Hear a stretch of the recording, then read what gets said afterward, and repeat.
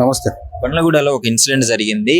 ఒక వ్యక్తి ప్రేమించిన అమ్మాయిని చంపేసి అతను కూడా చనిపోవడం జరిగింది. అసలు ఈ సంఘటన పైన మీరు ఏమనుకుంటున్నారు? అందుకు చెప్పుకోవాలంటే గ్రేట్. ఇప్పుడు ఈ రోజుల్లో అమ్మాయిని చంపుతున్నారు, ప్రేమించిన అమ్మాయి. అతన్ని ఇష్టపడకపోతే కానీ ఏదో ప్రాబ్లం వల్ల ఇష్టం లేక మధ్యలో గిట్టం వల్ల ఇద్దరు వేరు వేరు అయిపోయినప్పుడు కోపంతో అమ్మాయిని చంపుతున్నారు.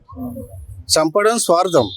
చంపి కూడా అతను చచ్చిపోయింది అంటే అది గ్రేట్, చెప్పుకోవాల్సిన విషయం. ఎందుకంటే అతని ప్రాణాన్ని కూడా తీసుకున్నాడంటే అది నిజమైన ప్రేమ అనుకోవచ్చు మనం. అంటే ఒక విషయం బ్రో, ఇప్పుడు ఏ ఉద్దేశంతో చంపినా చచ్చిపోయింది కదా, ఎవరికి ఉపయోగం చచ్చిపోవడం వల్ల? ఎవరికి ఉపయోగం లేదు. చాప్టర్ క్లోజ్ ఆడికే. ఇప్పుడు వాళ్ళు బతికి ఉన్న వాళ్ళని ఇబ్బంది పెట్టే కంటే, బాధ పెట్టే కంటే వాళ్ళు చచ్చిపోయింది ఇంకా మంచిది. ఒప్పించే ప్రయత్నం కూడా చేయలేదు కదా, పేరెంట్స్ ని ఒప్పించుకోవాలి కదా. ఇప్పుడు ప్రేమించిన అమ్మాయి కోసం 2 సంవత్సరాలు వెయిట్ చేశాడు కదా, మరి పేరెంట్స్ ని ఒప్పించడానికి ఎందుకు అంత నొప్పి?